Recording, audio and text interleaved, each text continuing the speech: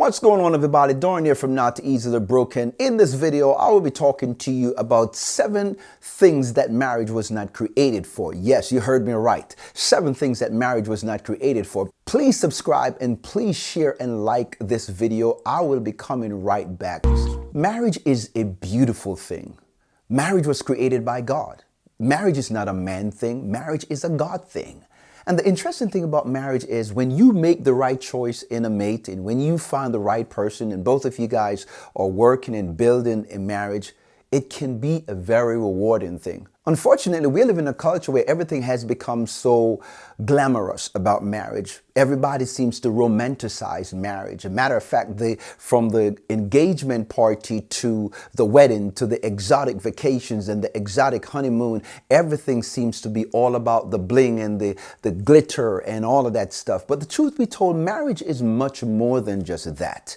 And unfortunately, for a lot of people, the expectation that they placed on marriage and the expectation that they placed on their spouse, it's false hope, because some of the things that they're expecting of their spouse, marriage was not designed to give it to them. And so let's get into these 7 things that I do believe are some of the things that marriage was not created for. The first point that I want to bring to your attention that marriage was not created for, marriage was not created to complete you.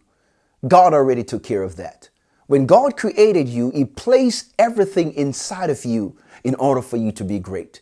It doesn't matter what side of the track you were born from or you came from, or whether you were born in riches or you were born poor. At the end of the day, everything that you need to be great was placed inside of you from birth. When God created Adam, God gave Adam work. He gave Adam an assignment. Adam was complete in purpose and he was complete in destiny before Eve even came along. So God put Adam in the Garden of Eden. It was in Eden where the beauty of God dwelt. The presence of God dwells. And the Bible says in Genesis chapter 2 and verse 15, God said to Adam, I want you to build it and protect it. I want you to work it and protect it. And so you don't need a spouse for you to be complete. You don't need a marriage in order for you to be complete. What you need is a relationship with God and also a relationship with yourself. And you are supposed to be fulfilling purpose and destiny. That's when a man is complete. I'm talking about the male and the female, the man and the woman. And so that's one of the first mistakes that a lot of people are making. You are saying or you are hoping that a man or a woman will complete you, and then you get into the arena of marriage and you found out that no, a regular man with flaws and hang-up and issues and setbacks and scars and challenges cannot fully complete you. Only God can do that. Number 2, ladies and gentlemen, marriage will not make you happy. Marriage was not created to make you happy. Happy people should be getting married. And if you are getting married hoping that you'll find happiness, I'm sorry to disappoint you, but you won't.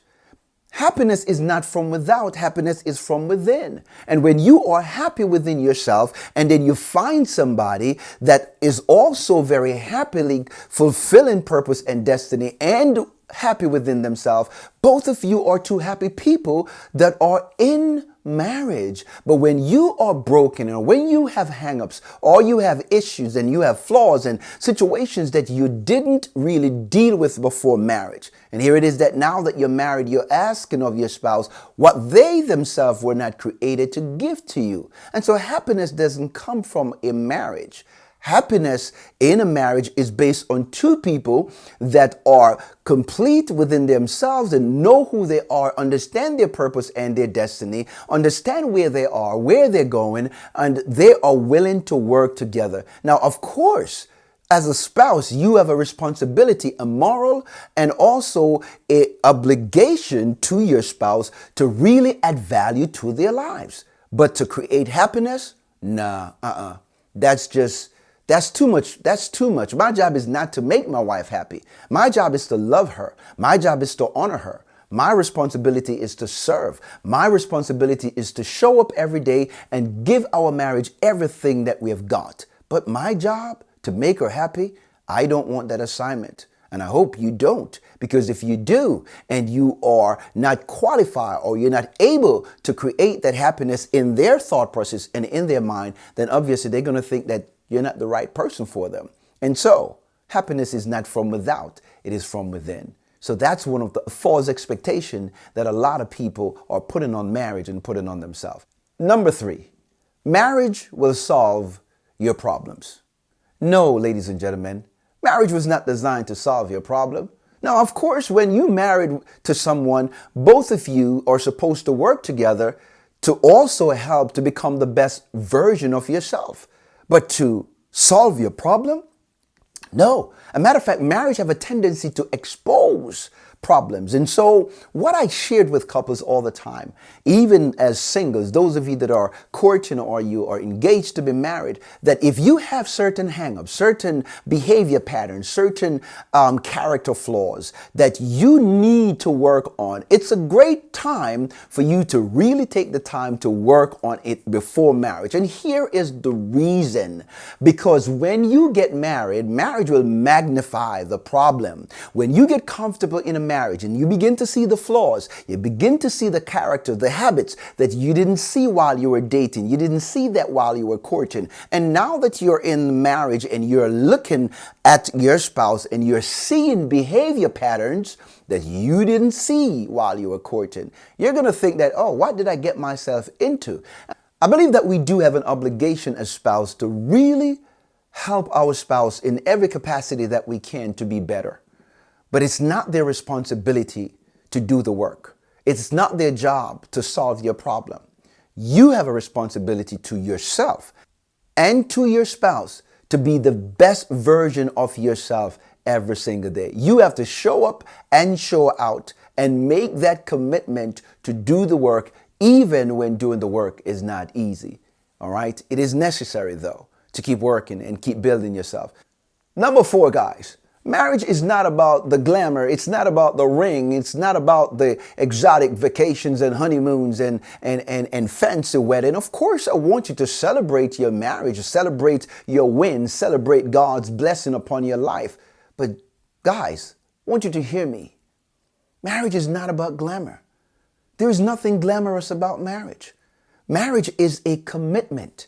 Marriage is a sacrifice. Marriage is about maturity. Marriage is about giving. A matter of fact, to be honest with you, marriage is about serving. The first thing that you need to recognize is marriage is a ministry. Okay? Marriage is supposed to be a reflection of God's love for man and Christ's love for the church. When people look at you and your spouse, they're supposed to see the reflection of God's love for man and Christ's love for the church. When we look at your marriage, it's supposed to become an emblem. It's supposed to be a mirror. It's supposed to be a reflection. It's supposed to be a template of what unconditional love really is. And here it is that we now live in a culture that romanticizes everything. Everything seems to be about glamour. We have this reality TV show concept when we talk about marriage. And so you pattern your lifestyle, you pattern your marriage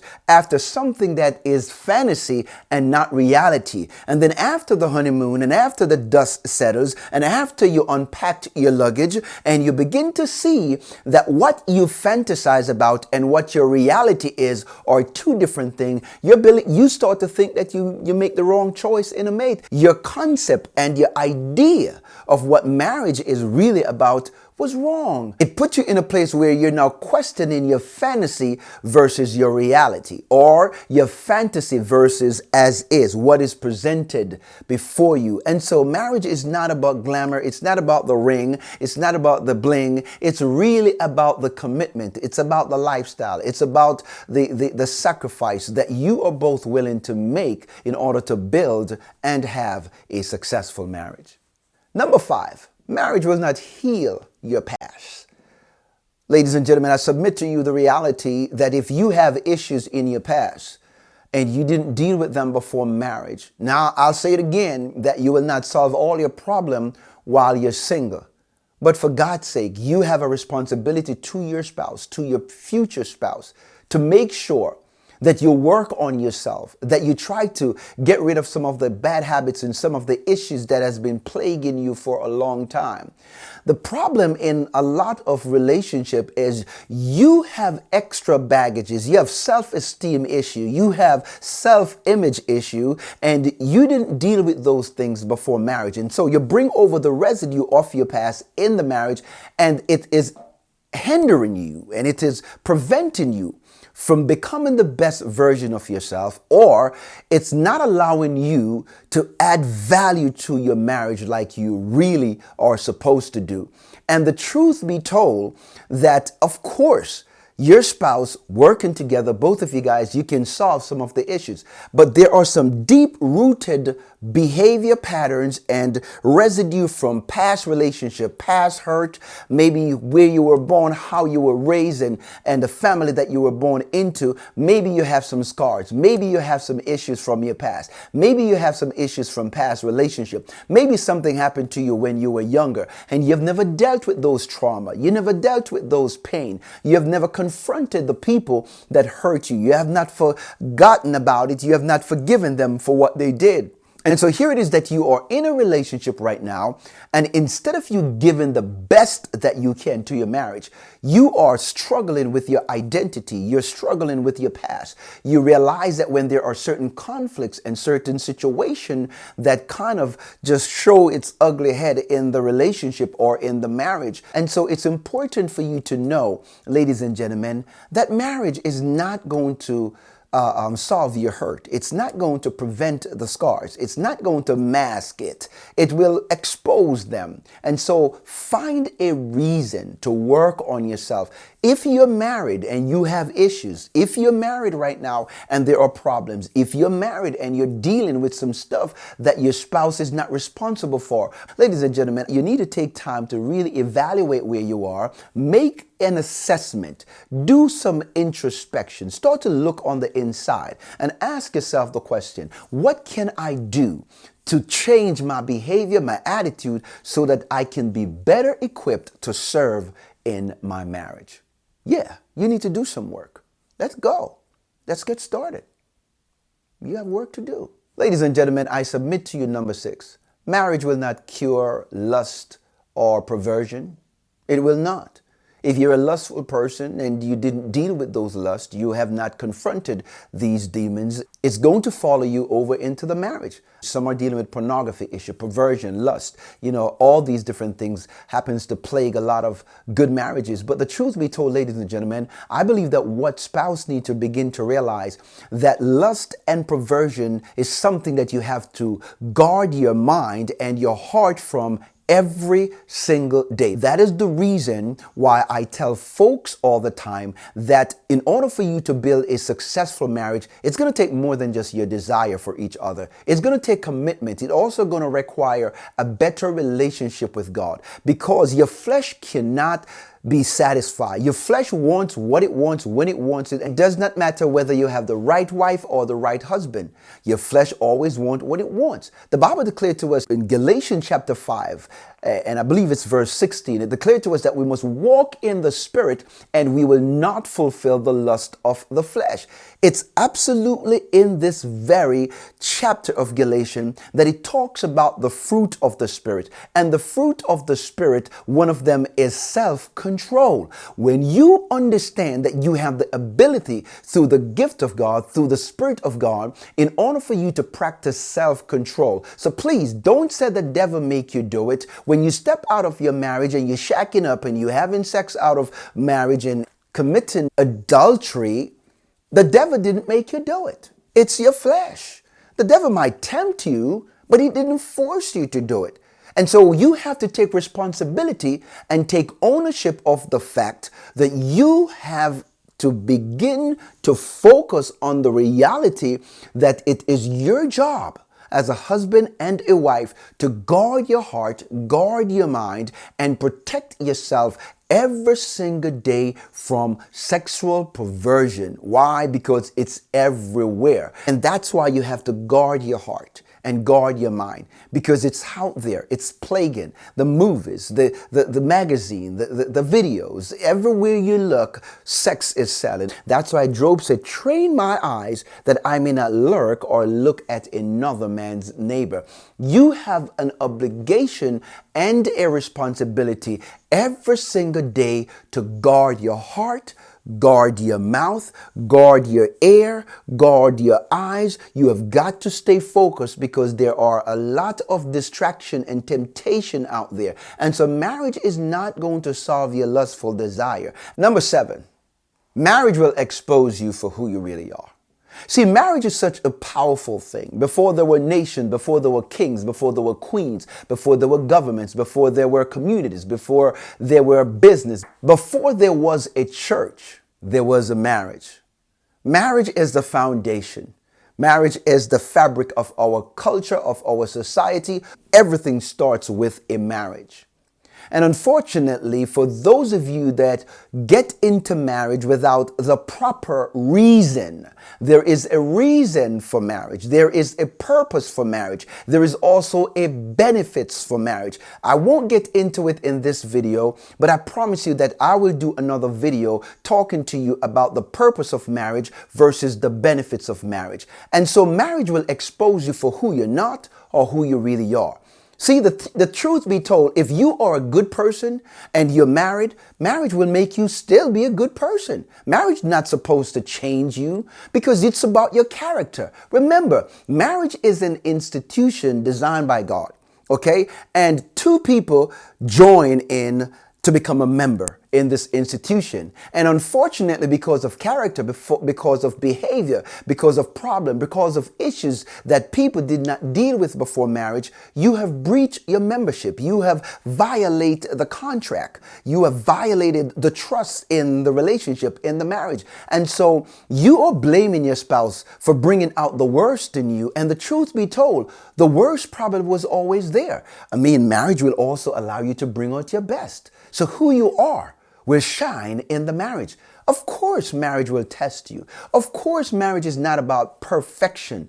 God created us, but sin in our lives allow us to do bad things. But here's what I want you to take note of, that you have a responsibility to grow.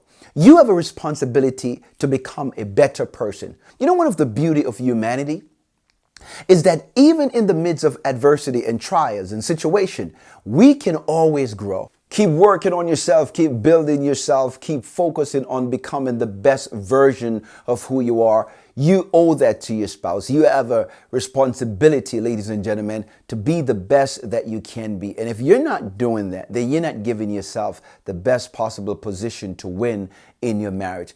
Ladies and gentlemen, we have come to the end of this video. I hope that you are blessed by the content that I shared in this video. Do me a favor and please like this video, please share, and please subscribe to our YouTube channel. Thanks for watching, and I will catch you soon on the next video. Ain't it great?